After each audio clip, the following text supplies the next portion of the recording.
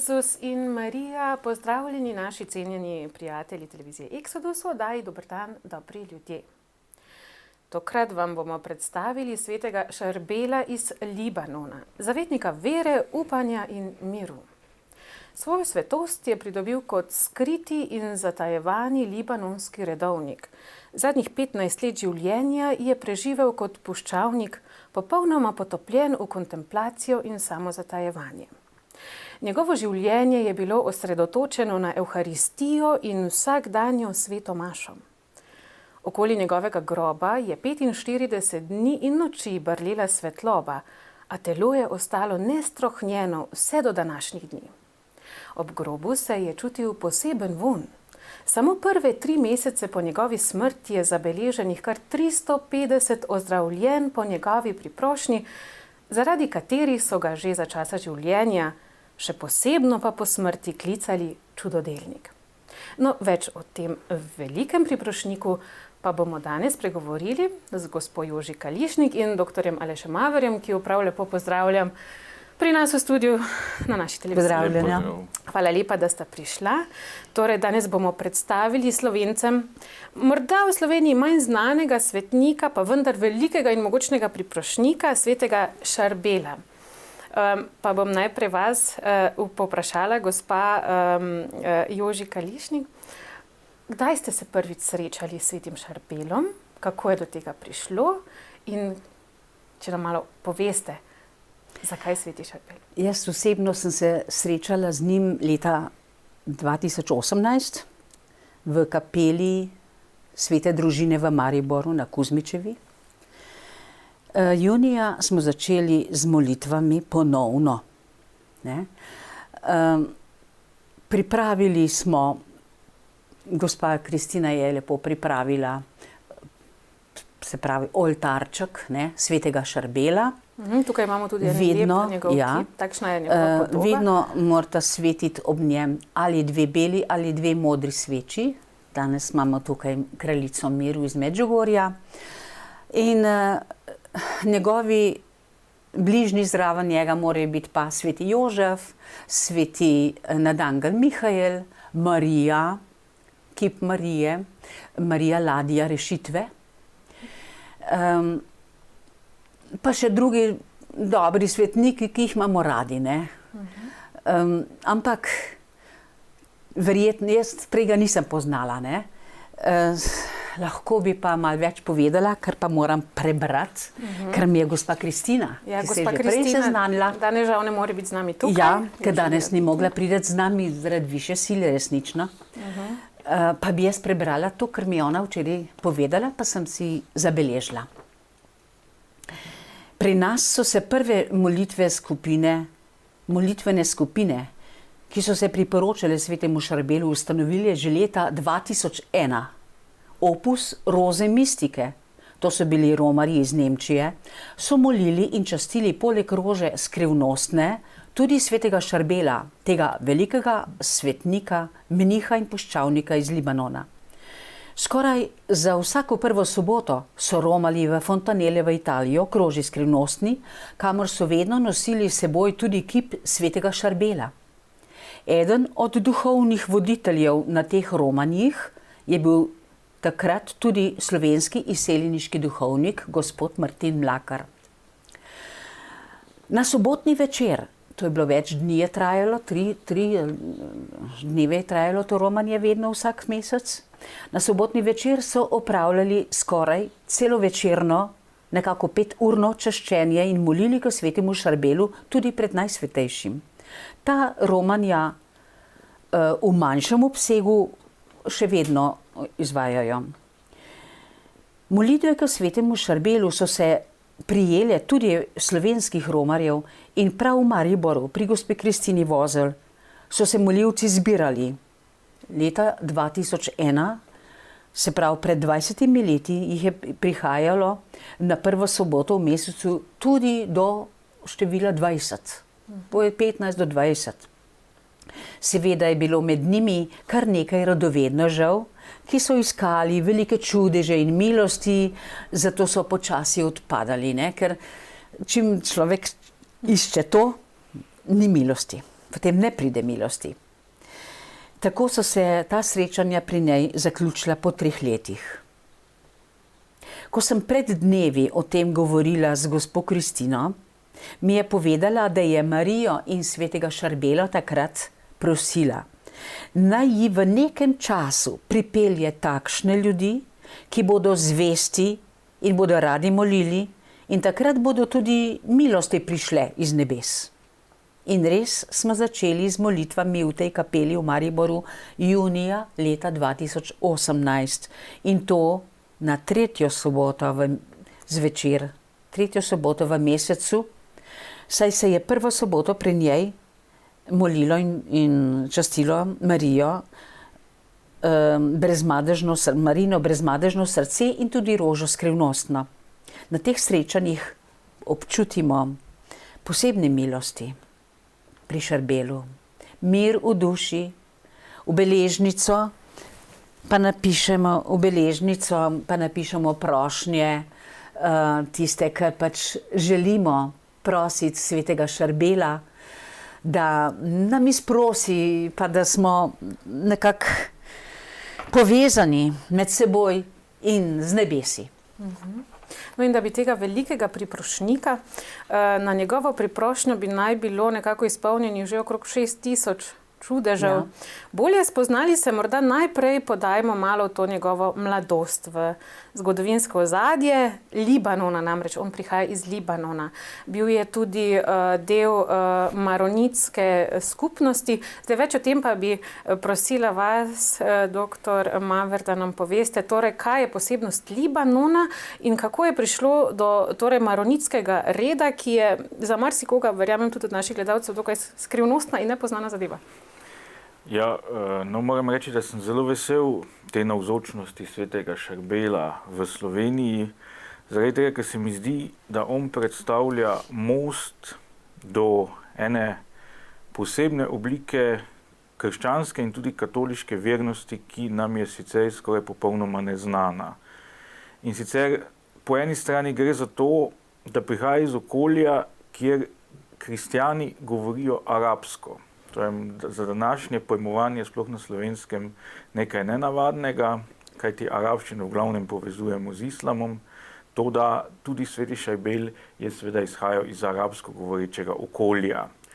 In nikjer drugje med arabsko govorečimi se krščanstvo in tudi posebna oblika katolištva ni obdržala tako kot ravno v Libanonu, predvsem zato, ker je to precej gorata dežela, tudi dežela ceder. Cedra je simbol Libanona, čeprav je dejansko danes zelo malo ceder ali pa nič v Libanonu, ker so libanonske cedre. Ker so skoraj tako v Svetem pismu, je to zelo pogosta metafora.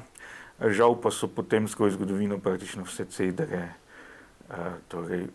iztrebili, tako da jih danes v Libanonu v resnici ni več, se pa še vedno govori o Libanonu kot o deželi ceder. Zdaj, v tem gorovju so se lahko kristjani bolje ohranili, kot pa v drugih, bolj dostopnih predelih arabskega sveta, kjer je skozi stoletja prevladal islam. Čeprav, kot smo videli zdaj v Iraku, seveda tudi tam živi zelo veliko arabsko govorečih kristjanov. Ampak Libanon je vseeno nekaj posebnega, ker je bil tudi kot država, ko je nastal v 20. stoletju, mišljen kot nekakšna oaza za arabsko govoreče kristjane, za bližnjevzhodne kristjane, kajti Francozi, ki so bili tam upravitelji po propadu turškega Osmanskega cesarstva, so dejansko začrtali meje Libanona točno tako, da bi v njih različne krščanske skupnosti imele večino. In tako so potegnili mejo Libanona točno tako, da je nekaj več kot 50% prebivalstva tam bilo krščanskega. In med temi številnimi krščanskimi skupnostmi, vsega skupaj je v Libanonu 18 različnih priznanih verskih skupnosti, od tega so nekaj islamskih, torej suniti in šiiti in alaviti, potem druzi, ki so po mnenju nekaterih podvrsta islama, ostale verske skupnosti pa so krščanske. Med temi krščanskimi skupnostmi pa je za Libanon posebej značilna ravno maronitska. Maroniti so kristjani, ki že od časa križarskih vojn, se pravi zadnjih najmanj 800 let, priznavajo kot svojega duhovnega poglavarja rimskega škofa, se pravi papeža, tako da jih štejemo v okvir katoliške cerkve. So pa tako kot nekateri drugi katoličani, recimo na Slovenskem so tak primer katoličani vzhodnega obreda v Beli krajini, kristjani, ki so obdržali svoj lasten obred, kakršnega so imeli, preden so se ponovno združili s katoliško cerkvijo. In za maronite je bilo značilno, da so tam nekje v 7. stoletju po Kristusu sprejeli en poseben nauk, ki se kasneje ni obdržal drugje in je obveljal za krivoverskega. Namreč nauk, da sicer v Jezusu obstajata dve naravi, da je torej Jezus pravi Bog in pravi človek, ampak ima pa samo eno in to je božansko voljo. To je bil pač en poskus, da bi cesar pomiril različne skupine kristjanov v vzhodno-rimskem cesarstvu v 7. stoletju in ta oblika se nikjer drugje ni obdržala, razen med kristjani v Libanonu in v Siriji. Potem so pa torej prišle križarske vojne in so se ti libanonski kristjani ponovno združili s katoliško cerkvijo. Dobili pa so ime po enem od svojih ustanoviteljev, svetem Maronu, zato govorimo danes o maronitih. Maroniti so pa posebej dragoceni tudi zaradi tega, ker ohranjajo v katoliški cerkvi nekakšen stik z deželo, ki je krščanstvo ogromno dala. Pač pa o njej danes zlasti na zahodu zelo malo vemo. In to je bila Sirija, ki jo v zadnjih 10 letih poznamo predvsem kot prizorišče državljanske vojne. Ampak lahko rečemo, da se je zgodnje krščanstvo v prvih stoletjih oblikovalo predvsem v 3 različnih območjih. In sicer eno območje je bil območje vpliva grške kulture, drugo območje je bilo območje vpliva rimske kulture ali pa kulture v latinskem jeziku. Tretje območje, ki je bilo pa tudi zelo pomembno, pa je bilo območje sirskega krščanstva. In o tem danes praktično zelo malo vemo. Ampak sveti Šarbel je na neki način most med nami in tem starodavnim sirskim krščanstvom. Navsezadnje se je tudi svoje redovno ime izbral po imenu sirskega mučenca Šarbela, njegovo krstno ime je bilo Jusef oziroma Jožef. Seveda, tudi treba povedati, da večina kristjanov v Libanonu v preteklosti je imela arabska imena. Zato še danes mogoče koga preseneti, da imajo libanonski kristjani imena, ki jih na prvi pogled povezujemo z islamom. Recimo Sulejman je zelo pogosto ime med arabskimi, libanonskimi kristjani. Seveda to je, v bistvu je to arabska oblika imena Salomon. Potem Jusuf in številna druga imena. Fuad, na primer, ki je tudi izrazito arabsko ime. Potem v 20. stoletju se je pa med libanonskimi kristjani šele uveljavil nekako običaj, da imajo kristjani pogosto francoska imena. Recimo Michel, Pierre, François, Emile in podobno.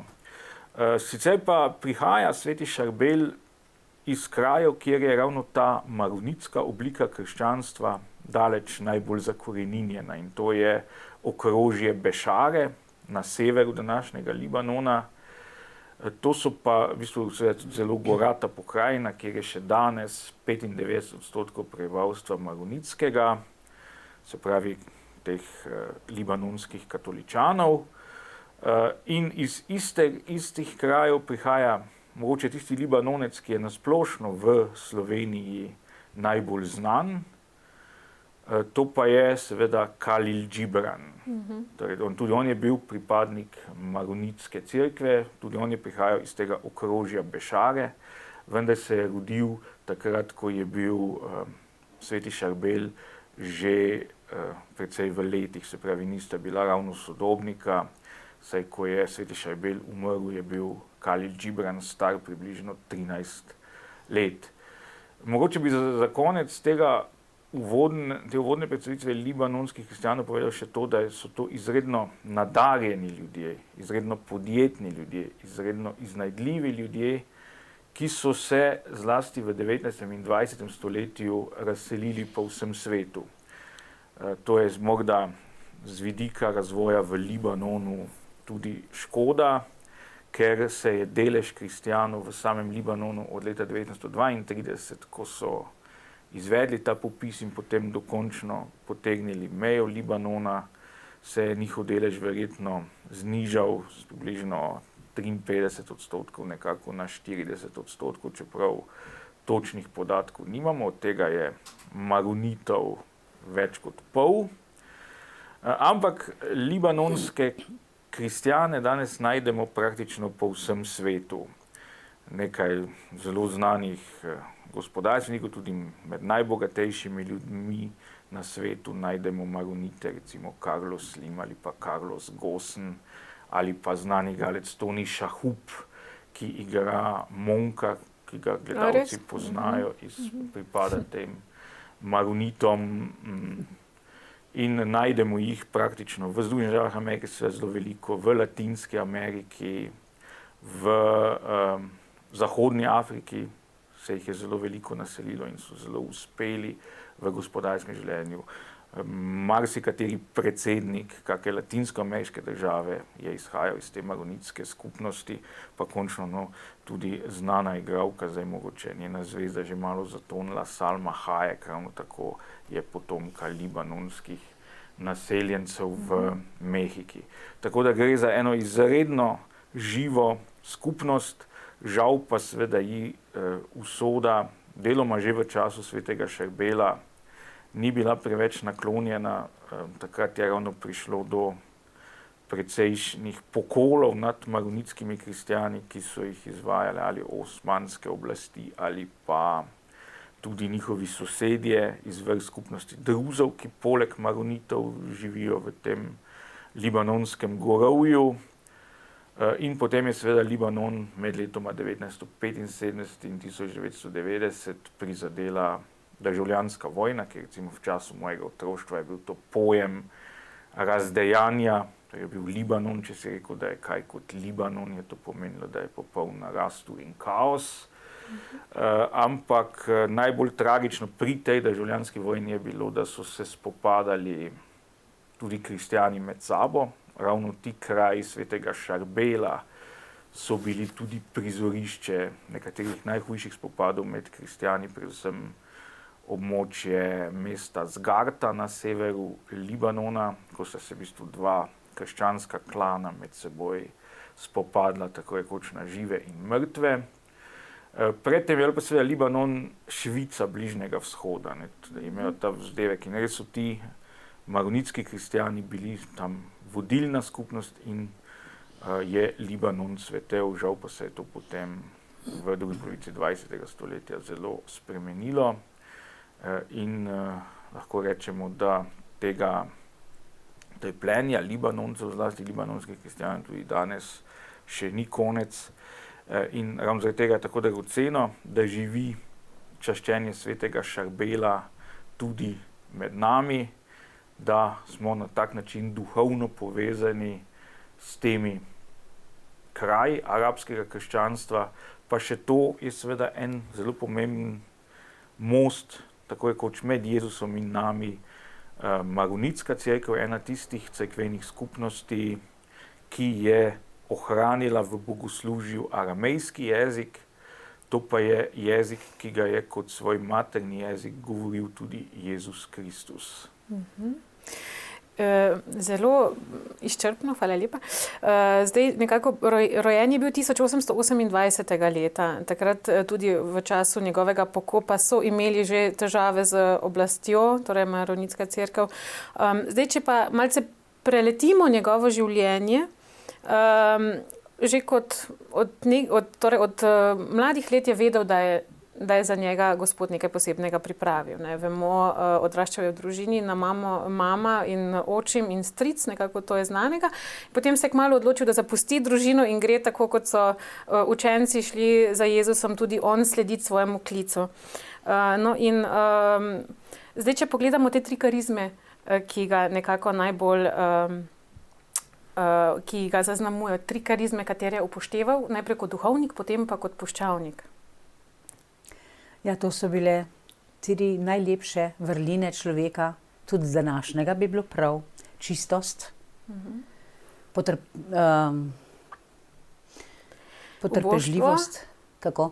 Uboštvo. Ja, uboštvo. S tem se začne tudi ta njegov rožni venec. Ja. S čistostjo, uboštvo in pokorščino. Pokorščino, ja. To so tiste 3 vrline, ki nam tako manjkajo. In zaradi teh vrlin seveda se je on tudi, ker je imel takega dobrega očima, ne, tudi duhovnika, asketa, in se je priučil, nekako živel je to, njegovo življenje je želel prenesti nase. In se res odpovedati tistemu osebnemu jazu in pa svoji volji in se je želel popolnoma predati Bogu. Ne? In tukaj, če gledamo, ko enkrat postane puščavnik, doktor Maver, zanimivo je to, da velikokrat se ti puščavniki so se umaknili. On se je na primer umaknil v samostan svetega Petra in Pavla na goro, da je lahko živel to svojo notranjo povezanost z Bogom. Kaj je ta posebna, ta značilnost, zakaj mislite, da je pač potreben ta umik, da nekdo začuti to, da lahko izpolni, konec koncev lahko živi svojo polnost tudi na tak način, ker le smo nekako ljudje, družbena bitja, smo dani za to, da smo ljubi svojega bližnjega, ljubi sebe, ljubi Boga. Ne? Kaj je ta osamljenost, kakšna je značilnost predvsem puščavniških redov? Ja, torej, kot sem že omenil, je sveti Šarbel nekako most med nami in med izročilom sirskega krščanstva. In za kristjane v Siriji je ta velika vloga meništva, tudi puščavniškega meništva, značilna praktično že od vsega začetka. In seveda imamo primere, ko ljudje, pa kristjani z zahoda, tako kot je bil recimo sveti Hieronim, ki se je po mnenju nekaterih rodil na današnjem slovenskem ozemlju, ali pa njegov prijatelj, s katerim sta žal sicer kasneje prišla na vzkriž, Rufin, ki je bil doma iz današnje severne Italije, so tako rekoč romali k tem izvirom meništva, torej ali v Egipt ali pa v Sirijo. In oba sta pravzaprav tudi del svoje mladosti preživela v Siriji, kjer sta dejansko pila pri teh virih meništva. In tu je res mogoče tudi kakšna poteza svetega Šarbela, ki jo z našega zahodnega vidika, kot ste ga pravilno opisali, seveda, da mi bolj vidimo svojo vlogo v nekem družbenem delovanju, težje razumemo. Recimo ta epizoda, ki je znana iz njegovega življenja, kako je v bistvu zavrnil svojo mater, ki ga je prišla obiskat in je napovedal, da če kdaj se bova srečala, če bo Bog dal šele v večnem življenju, ne pa več zdaj. To za nekega zahodnjaka seveda zveni precej nenavadno, mogoče celo tuje, ampak to je izročilo vzhodne cerkve, zlasti te v Siriji in Egiptu, ki je praktično od vsega začetka izredno gojila puščavništvo, umik in iskanje globokega stika z Bogom ravno v tem umiku, v tej osamljenosti. Recimo ena od značilnosti sirskega krščanstva so tudi redovniki ali pa menihi bolj, ki so iskali svojo izpolnitev tako, da so vse življenje preživeli na enem samem stebru. To je tudi značilen pojav sirskega krščanstva. Zlasti znamenit je bil v tej zvezi Simeon Stilit, ki je naj bi več desetletij preživel na stebru. Se pravi, in tu seveda lahko nas sveti Šarbel marsikaj nauči o teh oblikah predanosti Bogu, ki so na Zahodu bile privlačne, zato so se tudi ljudje navdihovali pri vzhodnih kristjanih, vendar pa so bile mogoče v življenju cerkve manj prisotne. Medtem ko pa v Siriji, v Libanonu in nasploh na Bližnjem vzhodu praktično živijo od prvih korakov krščanstva pa do danes. In tukaj beremo lahko v tej knjižici, ki jo imamo pred sabo, namreč obstajata dve knjižici v slovenskem jeziku. Ena je tale Šarbel, Skrita svetost, Magoslavje, čudežne moči, ki jo je pripravil dr. Bojan Zadravec, in drugo imate vi, gospa Joži. Tamle bomo kasneje še več iz nje tudi prebrali in povedali. No, veliko čudežev se je že za časa njegovega življenja dogajalo. Nekaj več znanih tukaj je, na primer, da je že bil na poti k enemu umirajočemu in med potjo je zaznal, da je ta oseba že umrla in potem ni odšel, torej imel je neke vrste šesti čut. Potem tudi odgnal je kače, res je imel že te svetniške lastnosti, že ko je bil še na zemlji. Zdaj, morda preden bomo pogledali več o njegovi smrti, ki je zelo fascinantna in je vredna omembe, tukaj ste prinesli, gospa Joži, tudi s seboj en rožni venček, ki je posebej simboličen in takšen, ki ga morda katoličani v Sloveniji ne poznamo. Kaj je na njem tako simboličnega, če ga imate pa nam? Ja, da so tri barve in še četrta črna. Tri barve, rdeče tri barve označujejo, da se moli k njemu, kot se pravi, da je bil zavetnik teh ljudi, ki se ostajajo v čistosti in v uboštvu in v pokorščini. Takšen je on bil in s tem rožnim vencem se ta prvi del njega časti, potem on je zelo častil pa tudi sveto Evharistijo.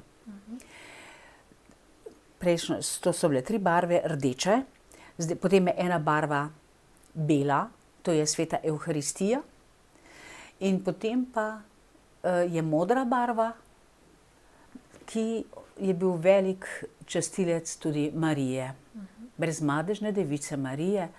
In tudi on je nekako svojo mamo, namesto svoje mame sedaj prevzel, je Marija prevzela njeno vlogo. Devico Marijo, ja.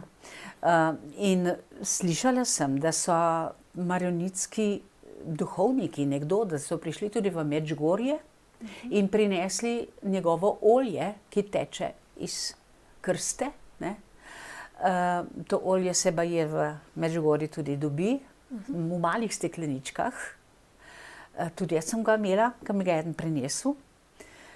In to se mi zdi nekaj posebnega. Njegovo olje nima po nič, vsaj meni, ni bilo nobenega posebnega vonja.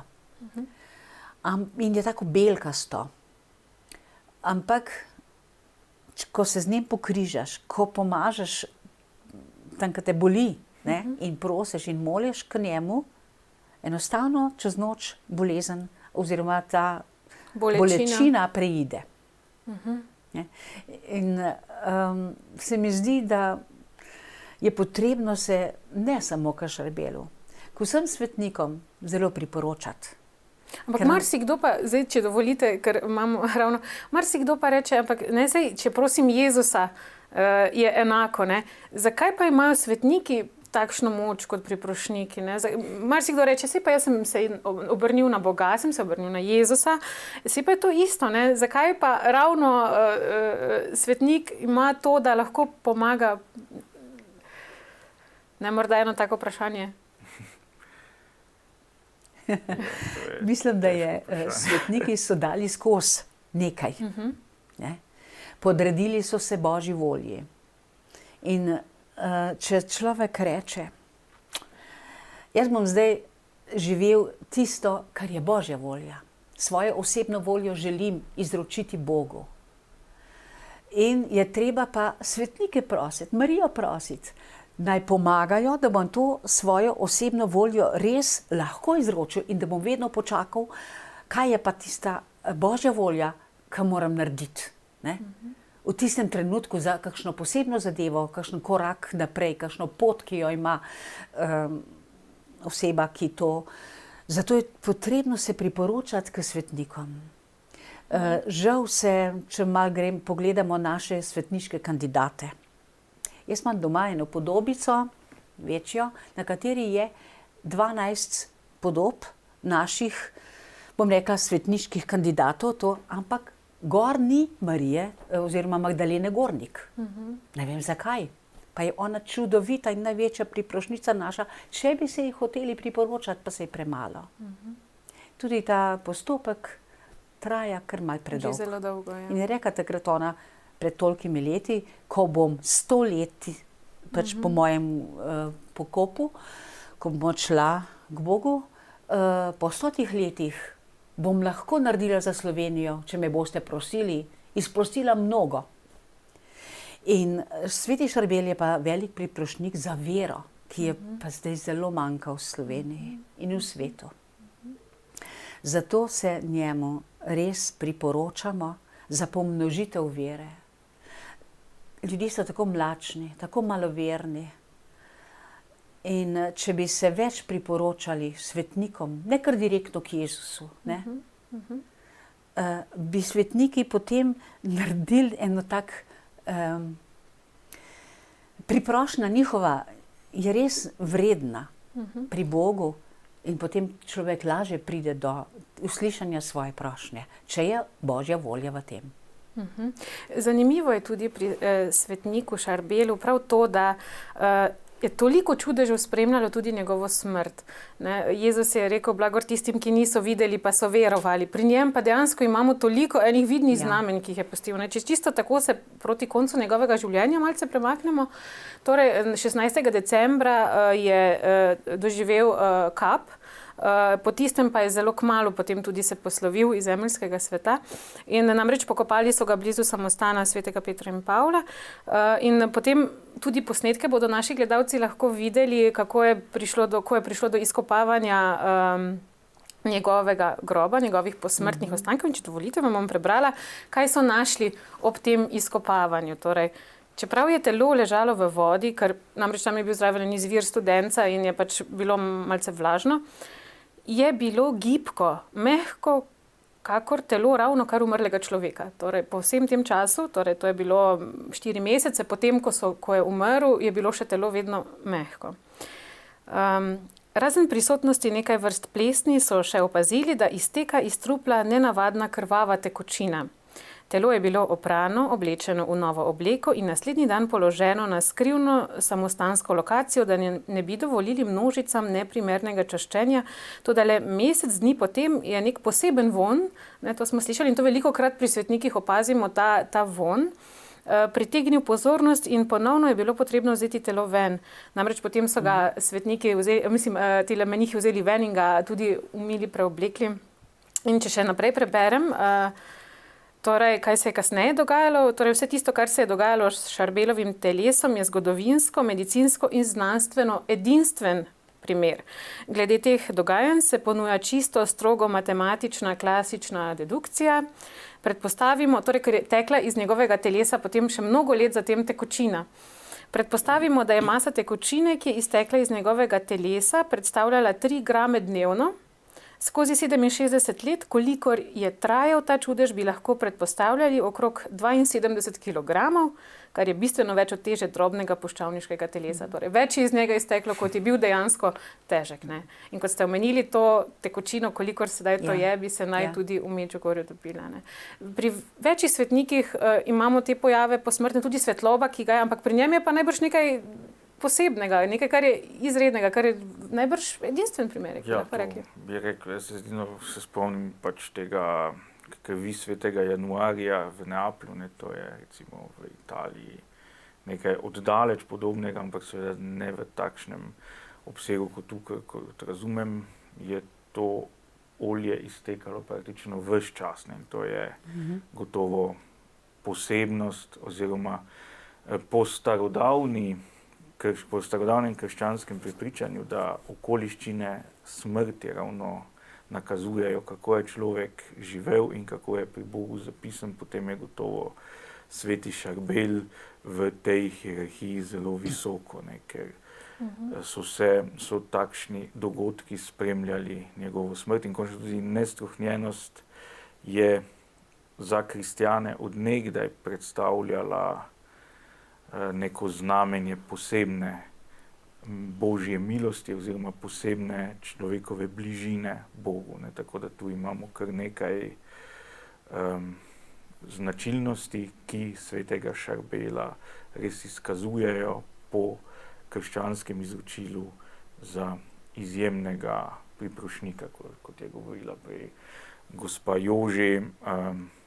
Seveda je pa res zanimivo vprašanje, zakaj je v preteklosti ta priprošnja svetnikov pri ljudeh imela veliko težo, danes pa dejansko tega manj srečujemo. Mogoče ena taka špekulacija bi bila seveda, da je človekova samozavest zlasti v zadnjih 2 stoletjih zelo narasla in se čuti nekako pomembnega ali pa večvrednega in se obrača neposredno na Boga, medtem ko so mu pa v preteklosti ravno svetniki predstavljali nekakšno lestev do Boga, torej z njimi se je lažje poistovetil, smo bili bližje s svojimi človeškimi zgodbami, so mu dokazovali, da je možno se Bogu tudi v navadnem življenju približati. In mislim, da smo ta občutek v zadnjih 200 letih v veliki meri res izgubili. Ne. In to je seveda povzročilo tudi, da imajo danes svetniki manj pomembno vlogo v naši vernosti in da se celo res pojavljajo vprašanja, zakaj pa bi sploh potrebovali svetnike. Ne. Vidimo, da v zgodovini pa so ravno ta živa povezanost s svetniki zelo pomagala ljudem najti stik z Bogom. No, se pravzaprav moramo tudi odkrito povedati, da ni v vsem katoliškem svetu enako, da recimo zlasti v latinskih deželah ali pa v kakšni južni Italiji, tudi seveda v teh vzhodnih cerkvah je ta vloga svetnikov v vsakdanjem življenju veliko večja kot recimo bolj v severnih deželah in končno tudi v Sloveniji. Slovenija je sicer nekje vmes, ampak se mi zdi, da smo potem vendarle bližji kakšnim nemškim deželam kot pa južni Italiji. No, tukaj vidimo res takšne močna znamenja, nadnaravna znamenja. 6000 čudežev smo že poprej omenili, 350 takoj po njegovi smrti. To so žive priče Božjega delovanja, ampak danes pa tako težko verujemo v čudeže, verjamemo v čudeže. Ne? Imamo sedaj ta čas epidemije, čas velikih preizkušenj za nas. Še posebej morda izstopa prav v tem času tudi sveti Šarbel. Smo nekako nervozni, bojimo se najmanjšega stika človeka, človeškega stika. Nekako smo se zaprli v sebe, morda po eni strani tudi postali puščavniki, nekaj smo v svojih stanovanjih kakšne na molitvenih skupinah, kot smo že prej omenili, v Sloveniji imamo molitvene skupine za svetega Šarbela. Gre za 2 vrsti skupine, torej eni se srečujejo 1. in 3. v mesecu, drugi 22. v mesecu. Če nam zdaj, gospa Joži, malce poveste več o tem? Ja, imamo nekaj skupin v Sloveniji, ki trajajo že pač iz 90-ih let, bom rekla 94. leta recimo, kot sem prej omenila. Vem, da so v Beli krajini, v Trbovljah, nekaj v Žireh sem slišala, tudi na obali nekje, ne vem točno, in seveda, kaj pa jaz vem, pa največ tukaj v Mariboru. Ne? In to se srečujejo ali prvo soboto ali tretjo soboto, ker obe soboti sta nekako posvečeni, kao tako rečemo, svetemu Šarbelu. 22. v mesecu, ta datum pa je posebej nekako, ko se njega prosi za zdravje, tako telesno, duševno in duhovno. To pa izhaja iz nekega čudeža, ki je naveden tukaj v tej knjigi, v tem zvezku, iz katerega mi molimo. In takoj na platnici na tej strani imamo eno gospo, Libanonko, ona je bila bolna. Imela je arteriosklerozo in je imela težave s hojo, imela je 12 otrok. Ampak ona je enkrat prišla do krste, ki je teklo to olje, kao olje je to bilo, ne? In se je pokrižala s tem oljem in rekla: Sveti Šarbel, zdaj mi pa ali me naj Bog vzame k sebi, ali pa me ozdravi. In s tem zaupanjem pač je šla domov, pa molila seveda. In potem je enkrat po noči zazna veliko svetlobo v sobi. Bila sta dva meniha. In ugotovila je, da je to sveti Šarbel in sveti Maron. Sveti Šarbel in je rekel: operiral te bom. In Maron je pa vzdignil vzglavje. Naslednjo noč se je pa spet pojavil sveti Šarbel in je rekel: operiral sem te, ozdravela boš in si že ozdravela. Zdaj pa vsakega 22. v mesecu pridi v samostan k sveti maši in vsakega 22. v mesecu se ti bo odprle 12-centimetrski rez, ki sem ti ga naredil na eni in na drugi strani njenega vratu. Ne? In od takrat naprej nekako, ne, se 22. v mesecu, da je to poseben dan, ki ga tudi en samostan v Nemčiji, svetega Šarbela, ki je nekje, ne vem, kje točno je, v južni, v Švarcvaldu, nekje je en samostan posvečen svetemu Šarbelu, ki ga gospa Kristina je po telefonu govorila z njimi enkrat, ne, in so bili zelo prijazni in povedali, da oni praznujejo predvsem ta datum. In od drugih koncev, tudi iz drugih držav pridajo prav na ta dan k njim, da menihi in pač redovniki, ki so tam, molijo za te ljudi, ki pridajo, da se posvetijo pač svetemu Šarbelu in prosijo, da on izprosi za njih zdravje. Zato smo se pa tudi odločili v Mariboru in po drugih krajih se moli ali prvo ali tretjo soboto v mesecu.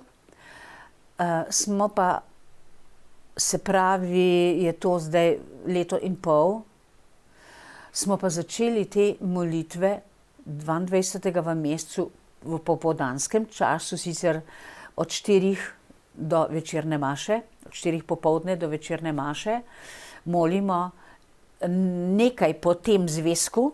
Ta zvezek je za sobotne molitve.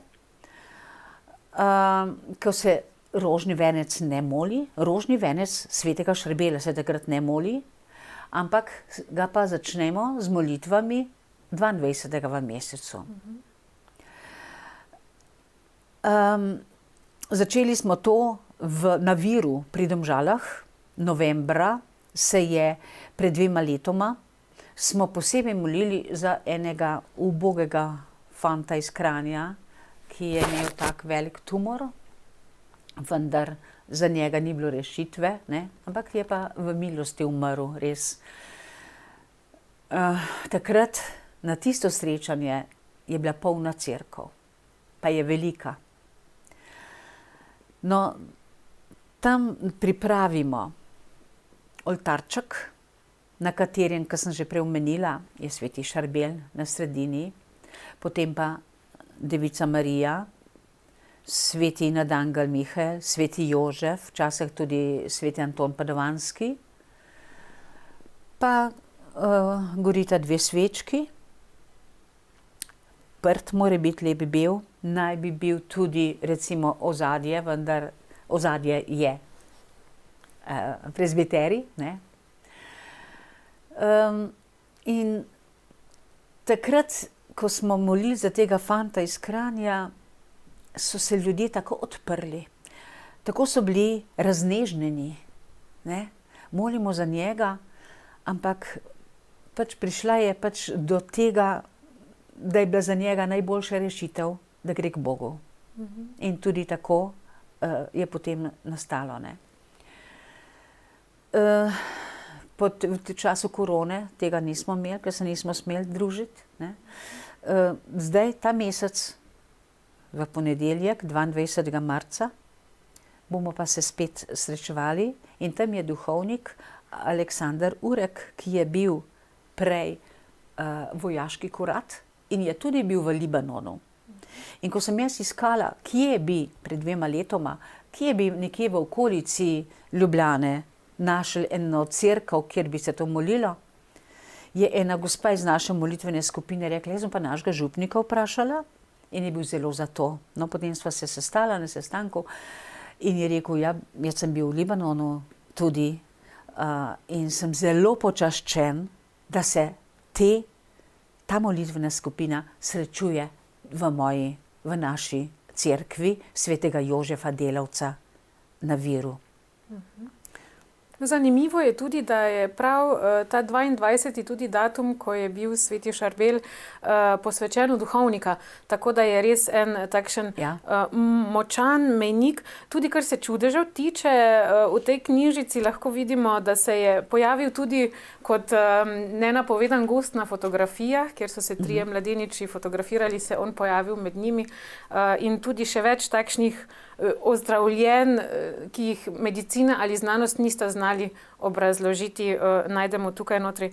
No, vsekakor pa lahko nekako to njegovo življenje, ki ga je v splošnem samozatajevanju živel, v tem, da se je tudi po eni strani sam sebe trpinčil, kar je značilno za veliko svetnikov danes.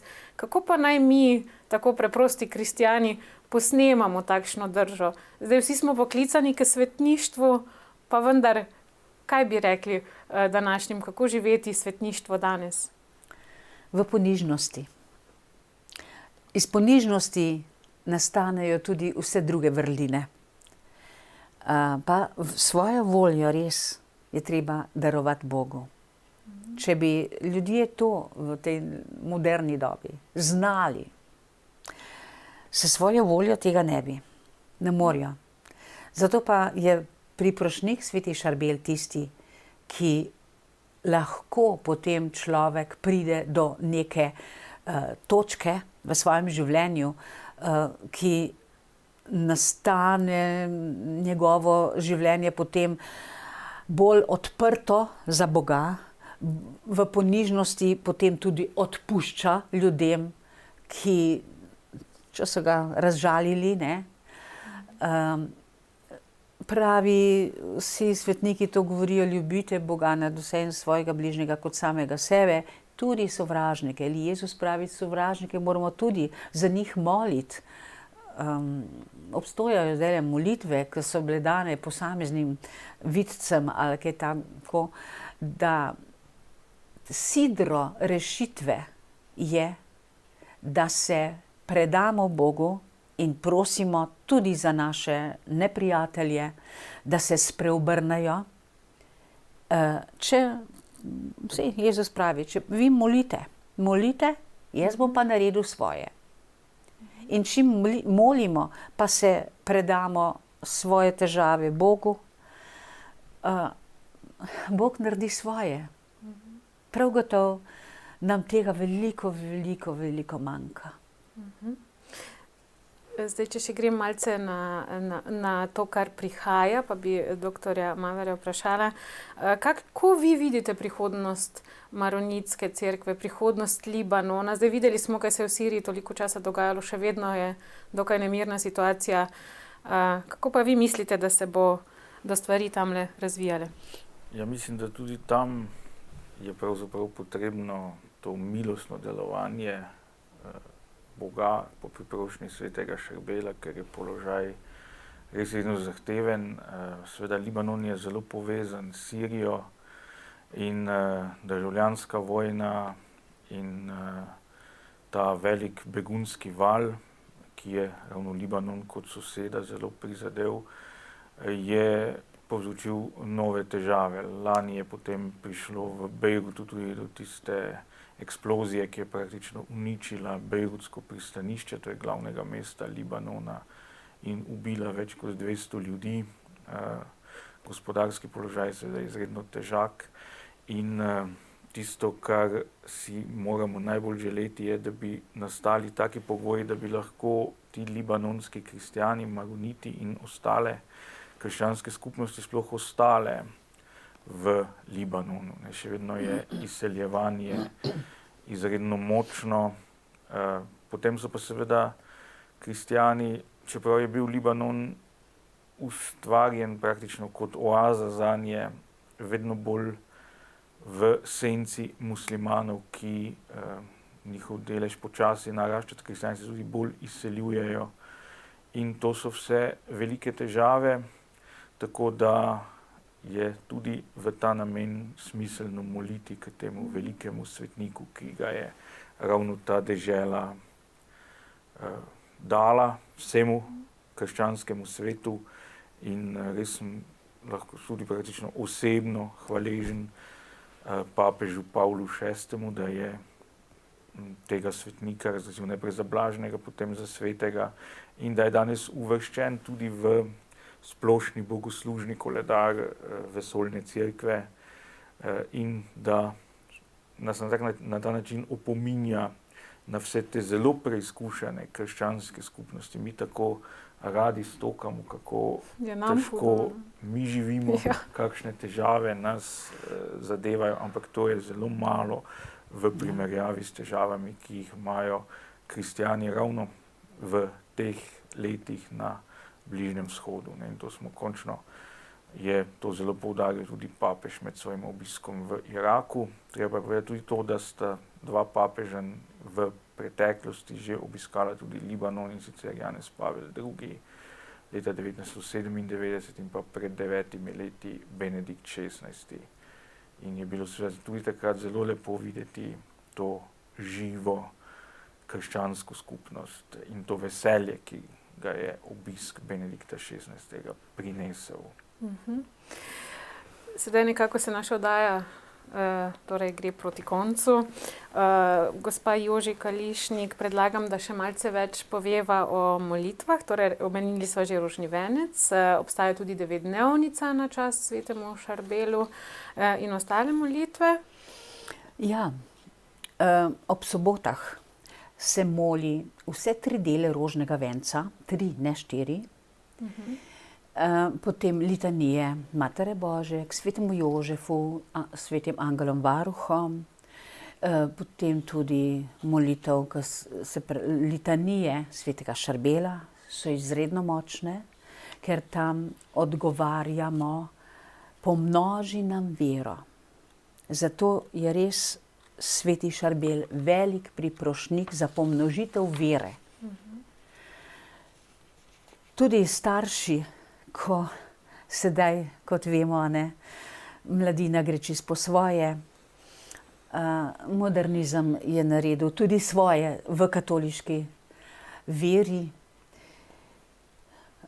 se je treba priporočati svetemu Šarbelu, ker pravi tukaj: poživi nam vero, živi čudež Božji, junak pobožnosti, ljubezni in vere, čisti studenec, ki pogasi vsako žejo, zdravilo, ki ozdravi telo in dušo, obilni dar, vse prekipevajoč, in cel kup drugih vzklikov k svetemu Šarbelu,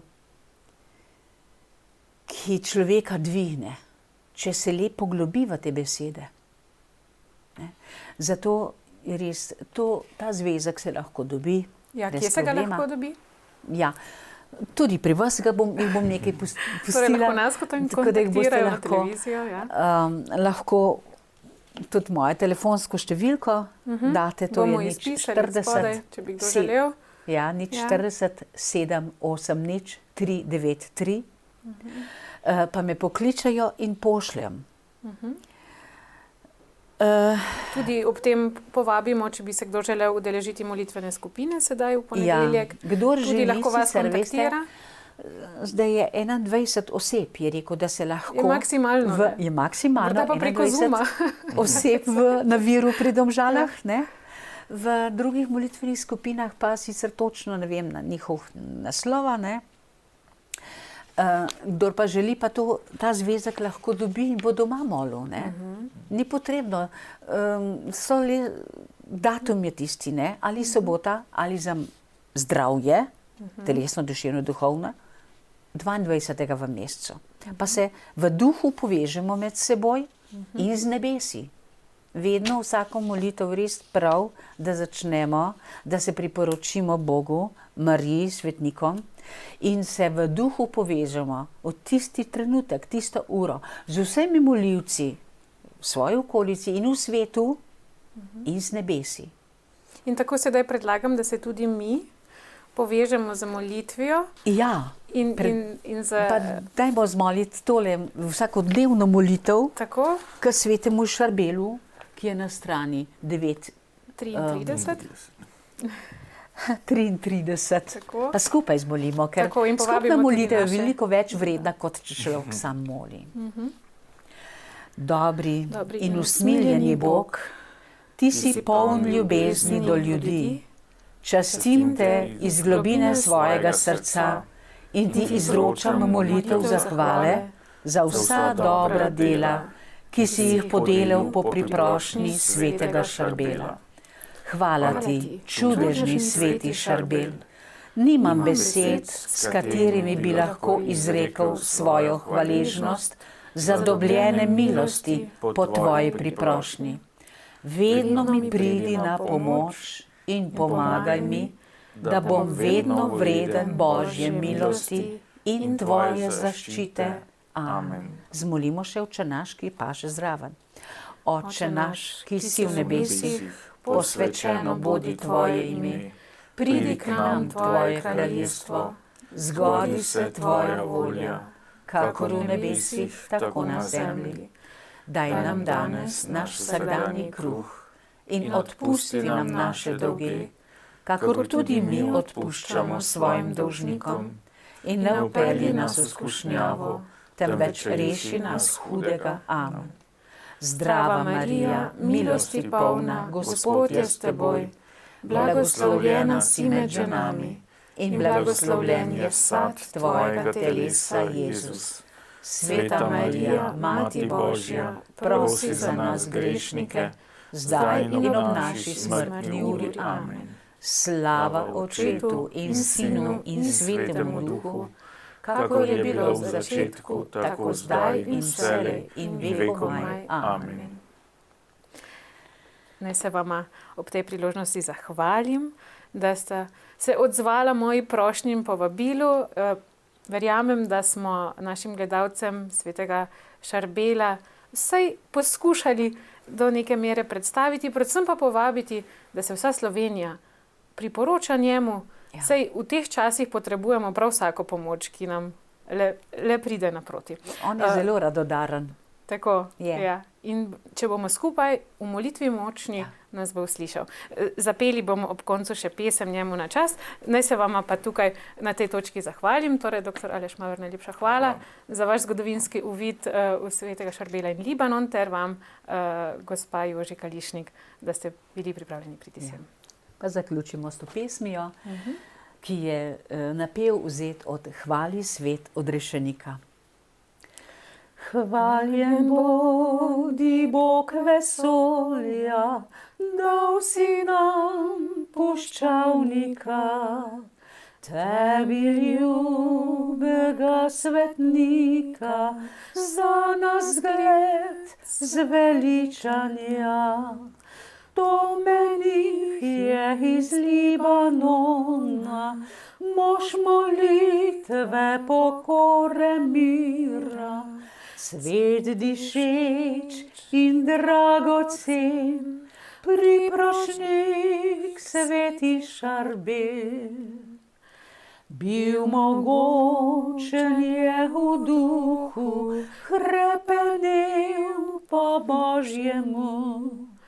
Ljubil siromaštvo, čistost, kar mu dalo je svetost. Pa dajmo še zadnjo, 9. kitico.